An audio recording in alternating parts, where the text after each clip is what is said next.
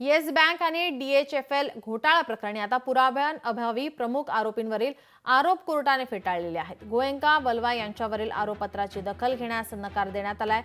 Yes bank DHFL घोटाळा प्रकरणी पुराव्यांअभावी प्रमुख आरोपींवरील आरोप कोर्टाने फेटाळलेत.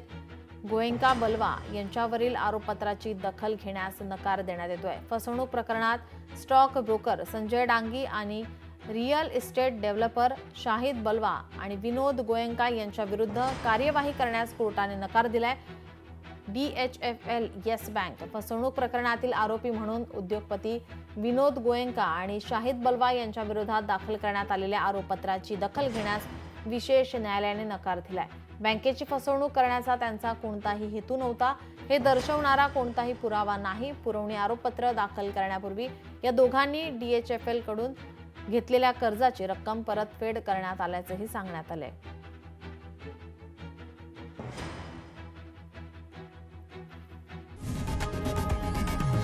लोकशाही मराठी ऐका, पहा, जागरूक रहा.